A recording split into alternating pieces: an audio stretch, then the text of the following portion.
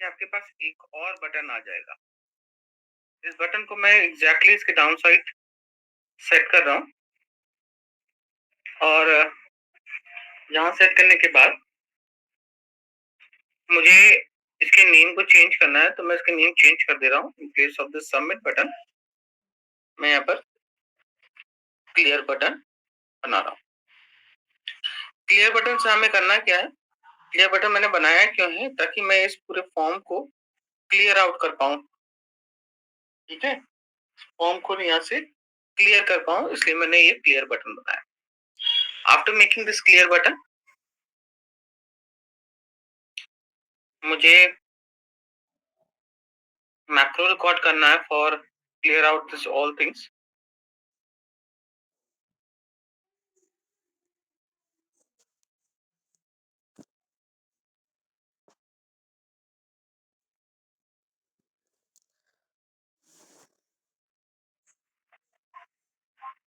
और record macro पे करते हैं क्लिक। मैक्रो का नाम देते हैं क्लियर। ओके, आफ्टर दैट मुझे ये डिलीट करना है। डिलीट करने के बाद मैं अपने फॉर्म वाले सेक्शन पे जाऊंगा और ये फॉर्म को भी डिलीट कर दूंगा और वापस मुझे यहाँ पर आ जाए। यहाँ आने के बाद मैं इसको स्टॉप करूंगा और सेम जैसे कि मैंने यहाँ पर बटन असाइन मैक्रो असाइन किया था, मैं यहाँ भी मैक्रो असाइन करने जा रहा हूँ। Right click, assign macro, clear,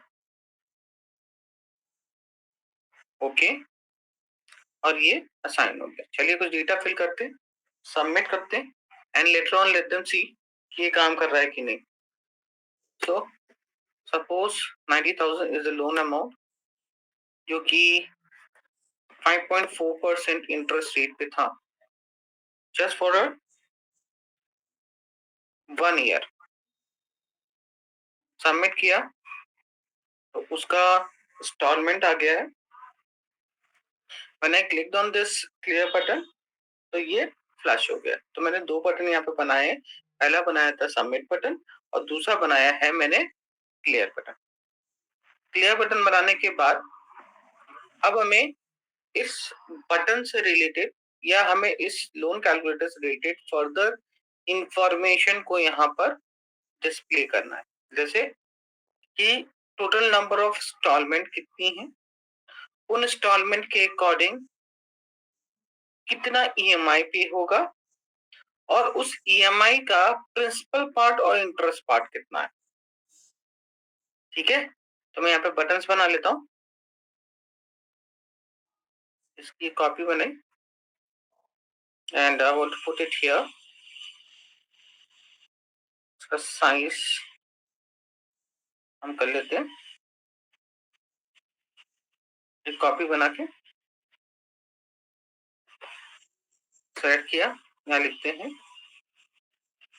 EMI number.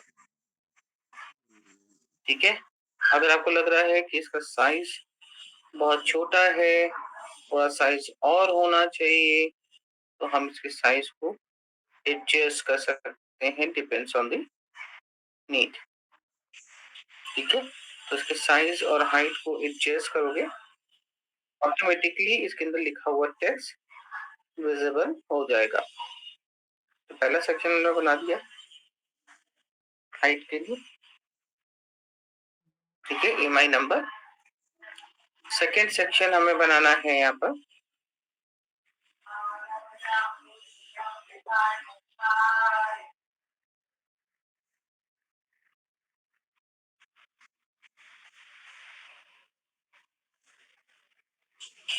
ये पर्टिकुलर सेक्शन हम बना रहे हैं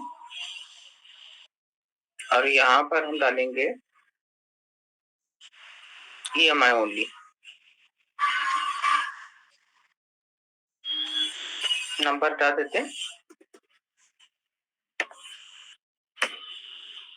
कितनी ईएमआई है वो ईएमआई डिस्प्ले करेंगे।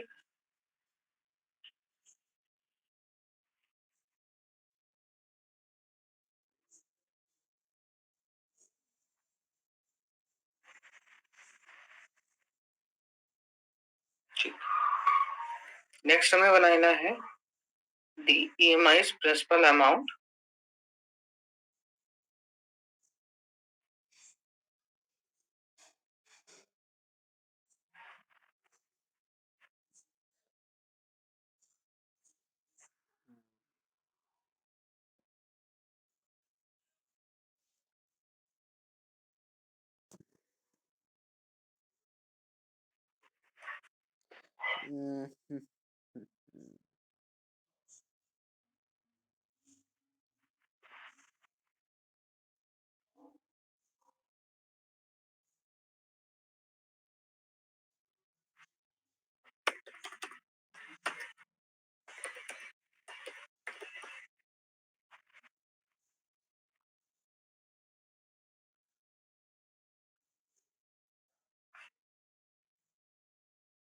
ठीक है।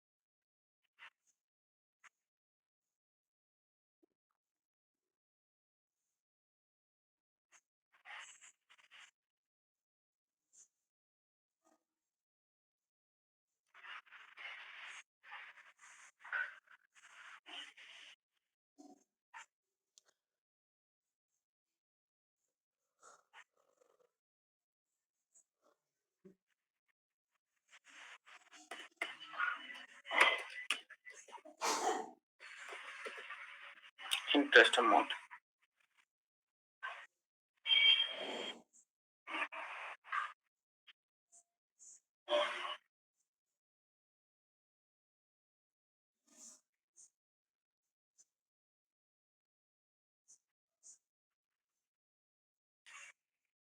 ठीक है।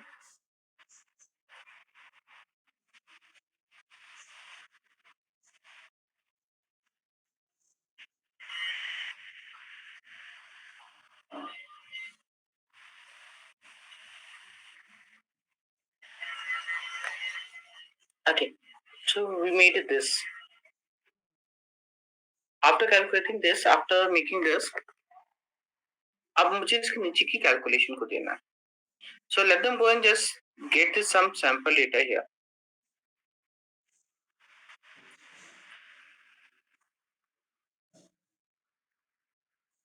ठीक है, सैंपल डेटा लेते हैं.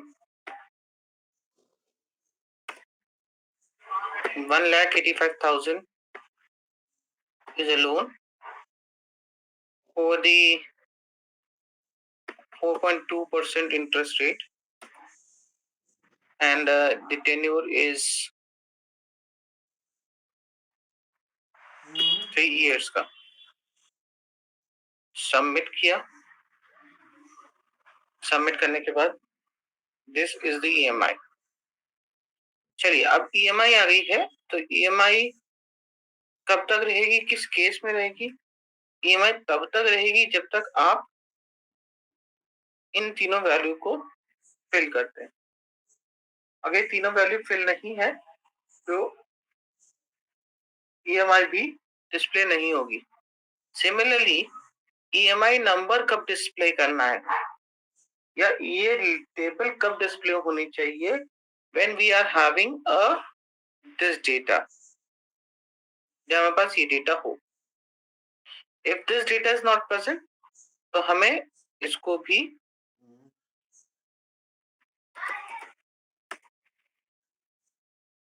इसका भी font style Times New Roman कर दे रहे हैं.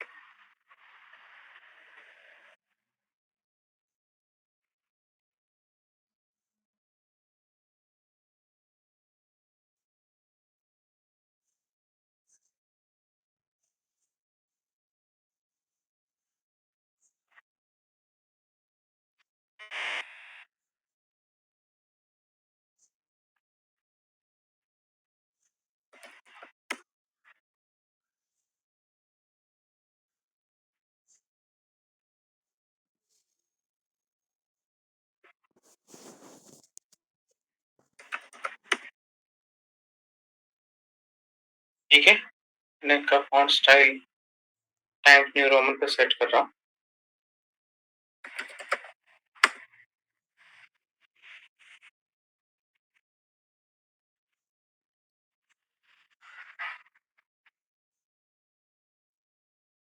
चारों को एक साथ सेलेक्ट कर ले रहे हैं एंड एक साथ इनका font style Times New Roman पे सेट कर दिया। आफ्टर सेटिंग ऑफ दिस,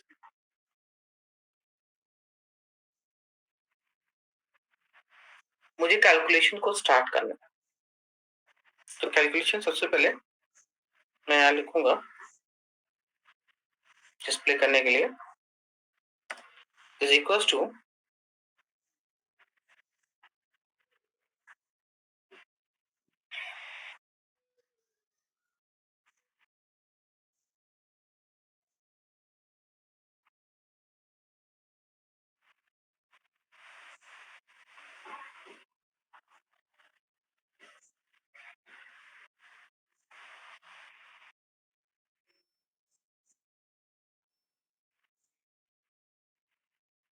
ठीक है, मैंने यहाँ पे लिखा is equals to this cell or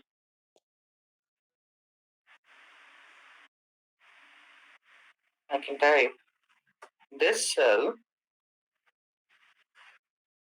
is not equals to null.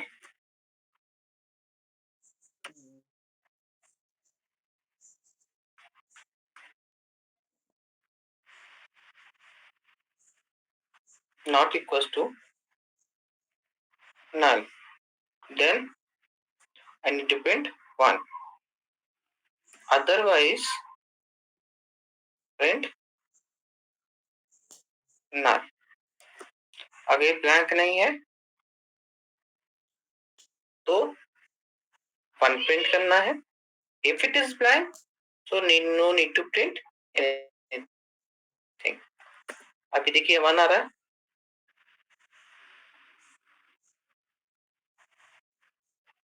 इसको सेंटर में मिडिल लाइन कर लिया. जब फर्स्ट वैल्यू में प्रिंट होके आ गई. अब अगर मैं इसको क्लियर कर दूं, so everything is clear. कुछ नहीं आएगा. ठीक है, तो आप नोटिस कर पा रहे होंगे जैसे ही मैंने यहाँ पर क्लियर पे क्लिक किया वैसे ही सारा डेटा फ्लश हो गया.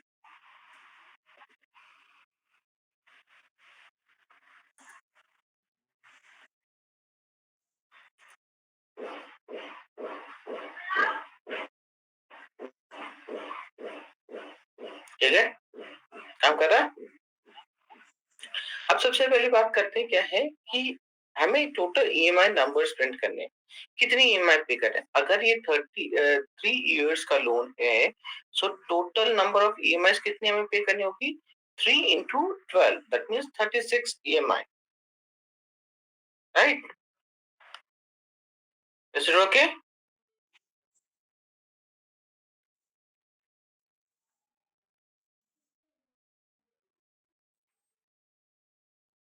ये समझ में आया कितनी ईएमआई हम पे करेंगे.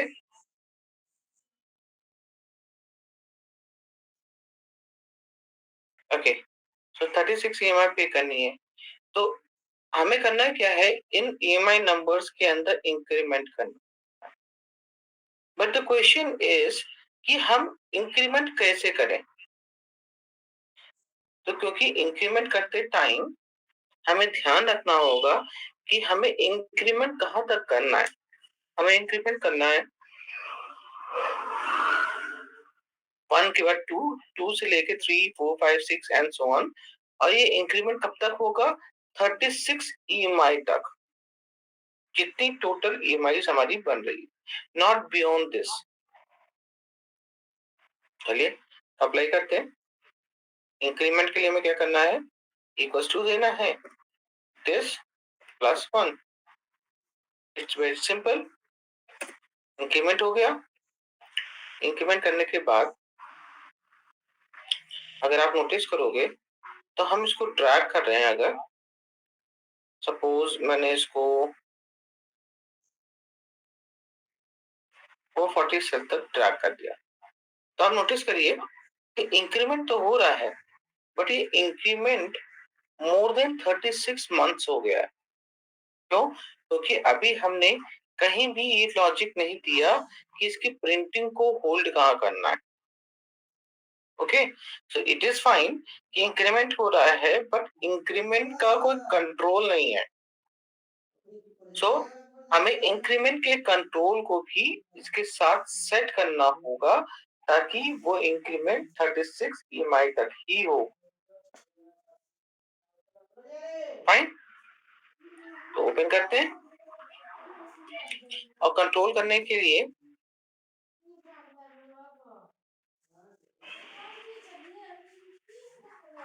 मैं इसको कंडीशन दे रहा हूं,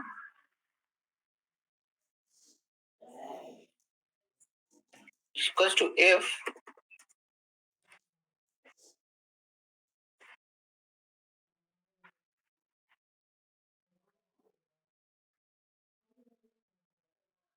द अपर सेल, मतलब इससे पहले हम सेल नंबर 2 पे हैं, ईएमआई नंबर 2 को इवेल्युएट कर रहे हैं। सो अगर ईएमआई नंबर 1 एग्जिस्ट करता है, if it is equivalent, is not equivalent with null. ठीक है, अगर ये नल नहीं है, ठीक है, या हम ये टाइप कर सकते हैं, इज इट इक्विवेलेंट विद नल। तो क्या करना है, मैं डेटा को नल कर दें, अदरवाइज इंक्रीमेंट करते जाना। पहली कंडीशन तो ये हुई। पर ये क्या करेगा, ये चेक करेगा कि ऊपर वाले सेल में डेटा है या नहीं, और अगर डेटा एग्जिस्ट करता है तो ही इंक्रीमेंट करना है। अगर डेटा वहां एग्जिस्ट नहीं करता है तो कोई इंक्रीमेंट नहीं करना। ये हमने क्यों डाला, क्योंकि 1 को प्रिंट करने का लॉजिक डिफरेंट था। तो अगर यहां से हम डेटा हटा दें तो भी क्या करेगा, ये नॉर्मल इंक्रीमेंट इसके अंदर 0+1 कर देगा और 1 से फर्दर इंक्रीमेंट करना स्टार्ट कर देगा। सो हमने सबसे पहले चेक किया कि क्या ऊपर वाले सेल में डेटा है। तो अगर मैं यहाँ से कोई वैल्यू हटाऊं तो यहाँ पे देखिए ये क्या हुआ, इसने डिस्प्ले दिया कि ठीक है, ऊपर वाले सेल के अंदर डेटा नहीं है, that is why it's blank. That is okay. एक तो कंडीशन हो गई, अगर यहाँ पे डेटा नहीं है तो यहाँ पे कोई प्रिंटिंग नहीं होगी। दूसरी कंडीशन क्या है, इस इंक्रीमेंट अगर यहाँ पे डिस्प्ले हो रहा है और डेटा इंक्रीमेंट हो रहा है तो कहां तक इंक्रीमेंट करना है। तो उसके लिए मुझे एक और लॉजिक की जरूरत पड़ेगी। तो मैंने यहाँ पे इंक्लूड किया है एंड ऑपरेटर को,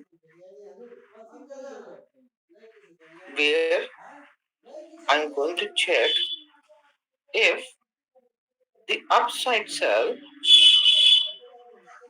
if the upside cell is with equivalent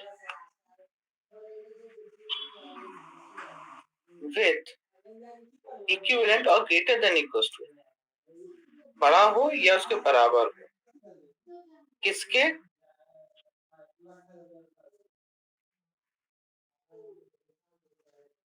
और ग्रेटर देन डाल देते हैं क्योंकि 36 तो प्रिंट करना ही है हमें। ग्रेटर देन 3 इंटू 12 इसके इक्विवेलेंट हो। फ्रीज कर लेते हैं, इसके इक्विवेलेंट हो। So in that condition we doesn't need to print.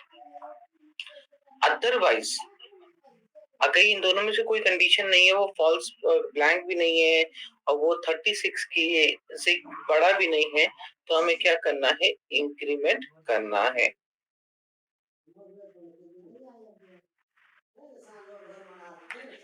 36 बड़ा और 36 के बराबर, ऊपर सेल को चेक कर रहे हैं ना, बराबर, ठीक है, greater than and greater than equal to 36 month. तो हमें क्या करना है, नल करना है, तो हम उसको ब्लैंक कर देना। अदरवाइज हमें फॉर्मूले को ड्रैग करना है टिल दी एंड। तो यहाँ पे देखिए मैंने फॉर्मूले को ड्रैग कर दिया। ड्रैग करने के बाद फर्स्ट टू 1 से लेके 36 EMI तक प्रिंटिंग होगी और उसके बाद ये प्रिंटिंग बंद हो जानी चाहिए।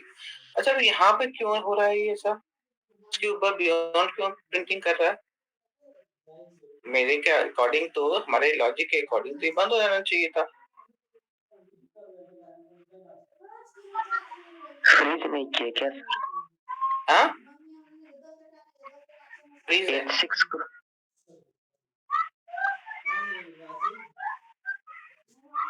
देखिए एंड ऑपरेटर एक ही केस पर ट्रू रिटर्न करता है, जब ये दोनों ट्रू हो तो यहाँ एंड नहीं काम करेगा, यहाँ और लगेगा। ठीक है, अब दोनों केस में ट्रू रिटर्न करेगा, चाहे दोनों लॉजिक सही हो या दोनों में से एक लॉजिक भी ट्रू हो, तो ये क्या करेगा, ट्रू रिटर्न करेगा। ट्रू रिटर्न करेगा तो वो ब्लैंक कर देगा। इन दोनों में से कोई भी एक कंडीशन अगर सेटिस्फाई होती है तो क्या करेगा, ब्लैंक करेगा, अदरवाइज वो प्रिंटिंग करेगा। That is the only thing. Track किया, देखिए 36 के बाद प्रिंटिंग बंद हो गई। अब देखिए 36 की बियॉन्ड प्रिंटिंग नहीं हो रही, 36 तक प्रिंटिंग है।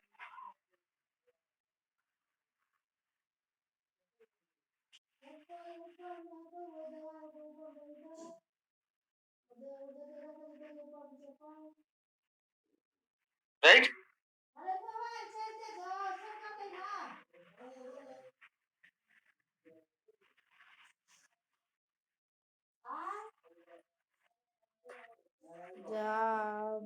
नेक्स्ट हमें ईएमआई इवैल्यूएट करना है। तो ईएमआई इवैल्यूएट कैसे करेंगे?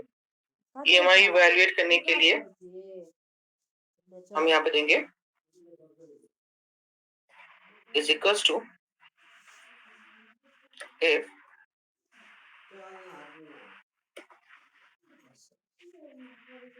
this cell is equals to null, then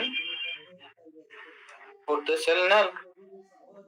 या हम दूसरे तरीके से लिख सकते हैं this cell is not equals to null, so increment करना है, सॉरी, सो हमें क्या करना है, सम करना है। किन सेल्स का सम करना है? हमें करना है प्रिंसिपल पार्ट का प्लस इंटरेस्ट पार्ट का। J6 पे आपका प्रिंसिपल है और K6 पे आपका interest amount. Bracket close, enter. अभी ये 0 क्यों आ रहा है?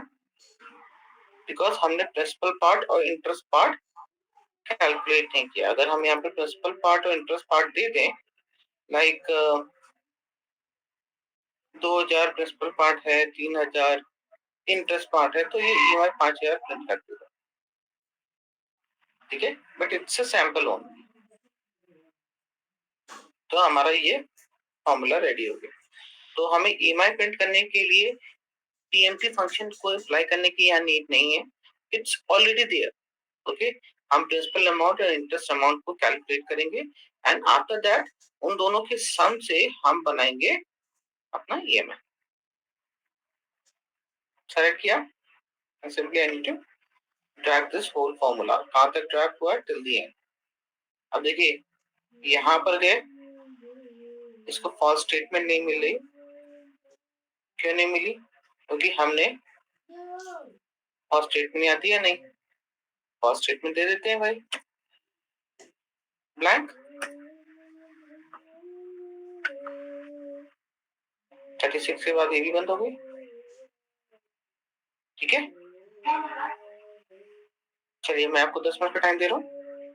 अब आप यहाँ पर इसके इतना फॉर्मेशन कर लीजिए and then let me know या कंप्लीट हुआ कि नहीं।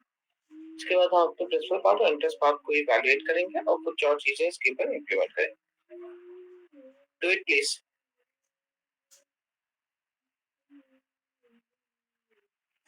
Is it fine?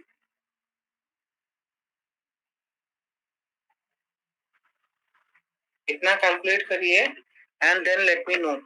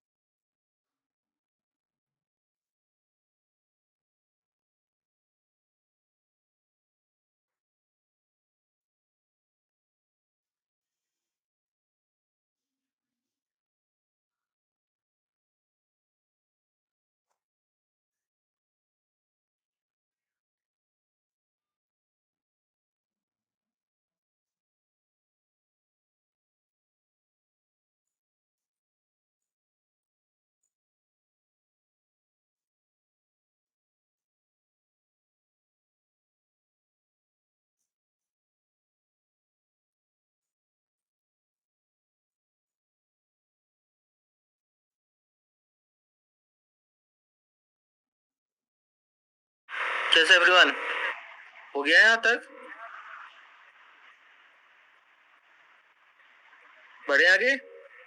Sir EMI में जो लॉजिक दिए ना सर, एक बार और रिपीट कर दीजिए। ईएमआई में? Yes sir. ईएमआई नंबर में? ईएमआई में सर। अच्छा, वो जीरो जीरो जीरो आ रहा है ना? ईएमआई नंबर हमने यहाँ पे लॉजिक दिया है कि अगर H6L कौन सा है? यहाँ पे ईएमआई नंबर है, ठीक है। अगर H6L is not equal to null, अगर वो ब्लैंक नहीं है तो क्या करना है? तो हमें प्रिंसिपल पार्ट और इंटरेस्ट पार्ट का सम कर देना है, J6 प्लस K6 कर देना है। और अगर वो नल है, ब्लैंक है, तो उसको ब्लैंक रहने देना है, ठीक है।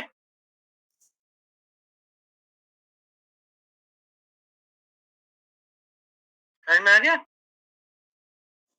क्या लॉजिक दिया है?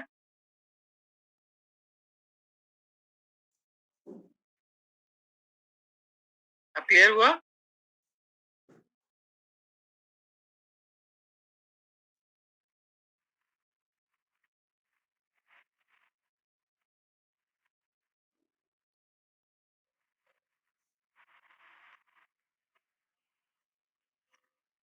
Now it is clear?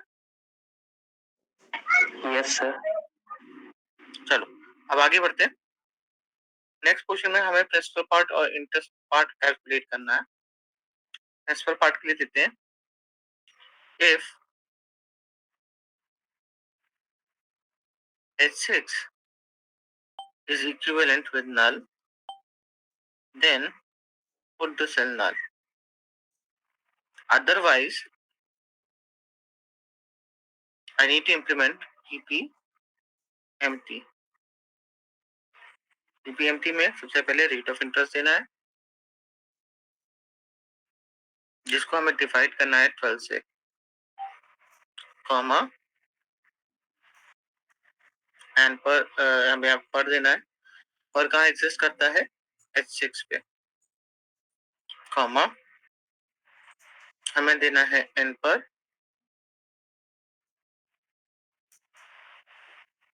Multiply with 12, comma loan amount, ठीक है। दो ब्रैकेट क्लोज करने पड़ेंगे, एक पीपीएमटी का और एक इफ का।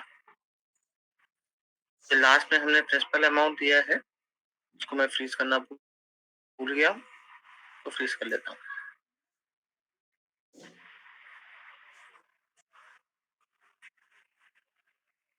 ठीक है। तो ये प्रिंटिंग कहां तक होगी? जहां तक हमारा ईएमआई नंबर है, ये आ गया है, इसको करेंसी में कन्वर्ट कर लेते हैं। सो ऑटोमेटिकली हमें क्या मिलेगा? करेंसी डेटा मिलेगा, मतलब आपका जो फॉर्मेट है वो करेंसी में होगा।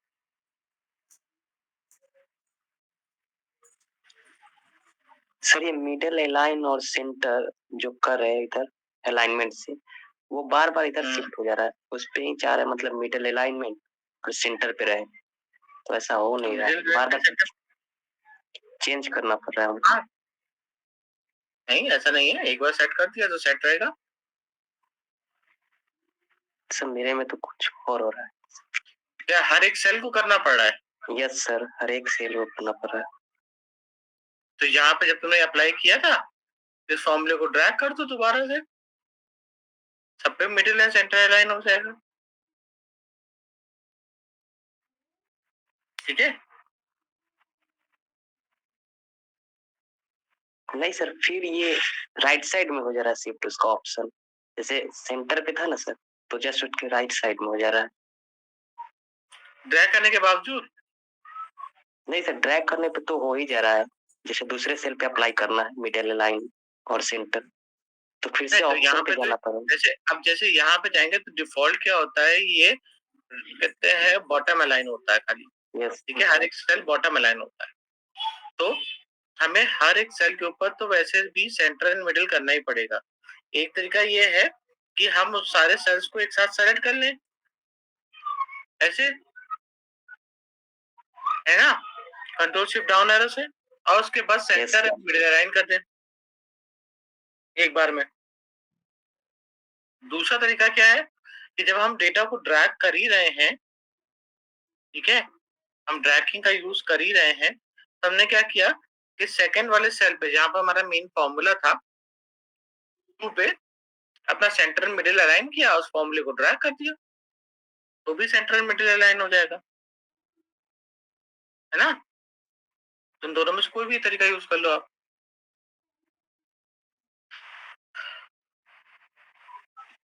ठीक है सर, हो गया। चलिए, हमारा प्रिंसिपल अमाउंट निकल आया है। प्रिंसिपल अमाउंट कैलकुलेट करने के बाद फॉर्मूला ड्रैग कर लेंगे, सो हमें 36 EMI तक principal amount and interest amount मिल जाएगा। प्रिंसिपल अमाउंट मिल गया। इंटरेस्ट अमाउंट के लिए सिमिलर लॉजिक का यूज होगा। इफ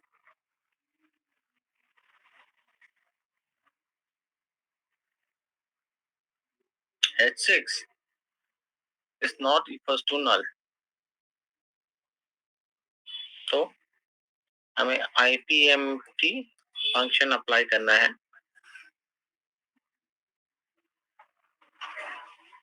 ठीक है। So rate of interest divided with 12, comma, per, comma, tenure multiply 12,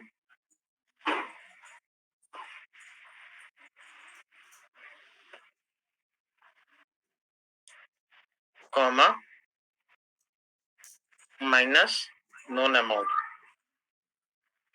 close the bracket and close the bracket of if.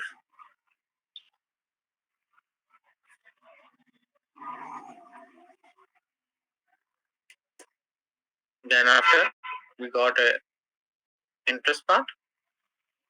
Here I need to convert this data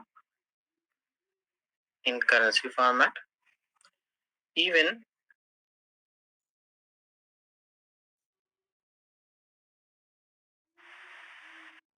I need this data in form of Times New Roman, तो उसको Times New Roman में कर लेते हैं formatting.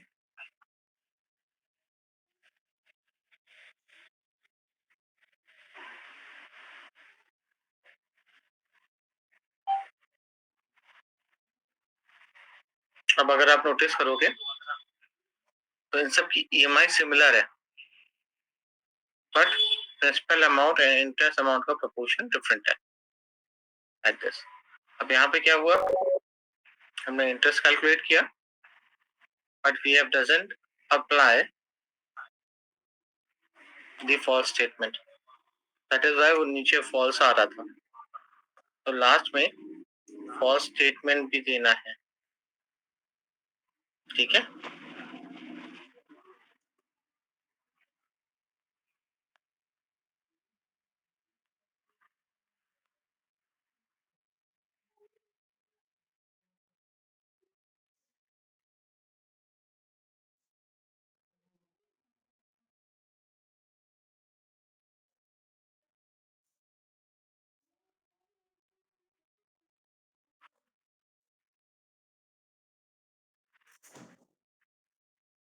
Okay, चलिए, after evaluating this, अब हमें क्या करना है, इसकी बॉर्डरिंग करनी है, ठीक है। बट बॉर्डरिंग हमें कहाँ तक चाहिए सर? बॉर्डरिंग, हाँ सर, प्रिंसिपल का एक फॉर्मूला थोड़ा सा शो कीजिएगा।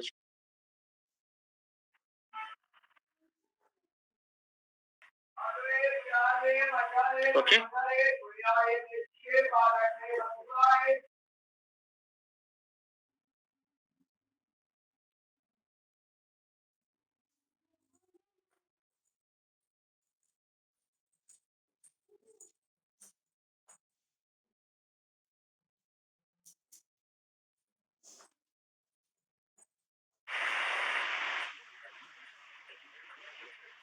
फाइन।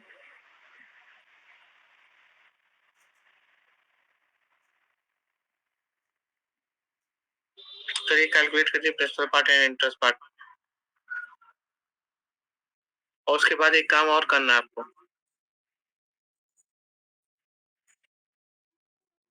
आपको नए जो टेबल बनाई है इसमें 1 से लेके 36 ईएमआई की EMI number, EMI and principal interest amount आया है।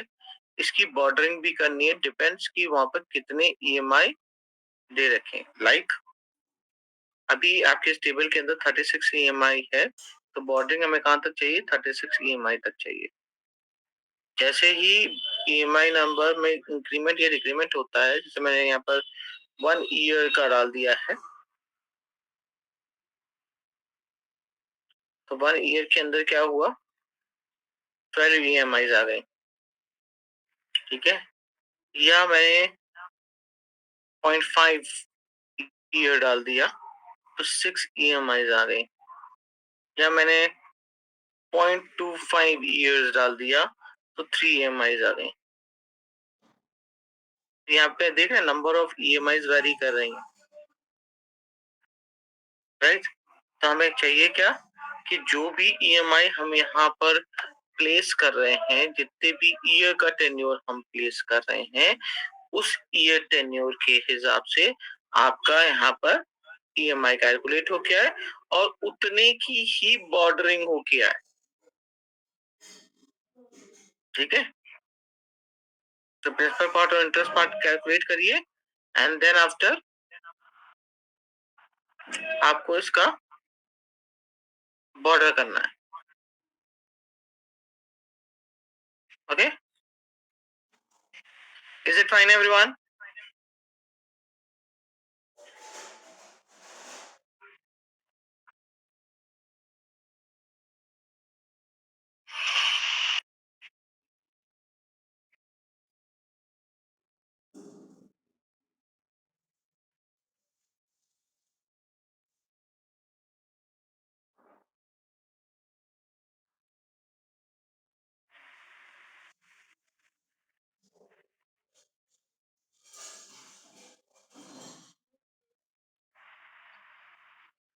चलिए करिए।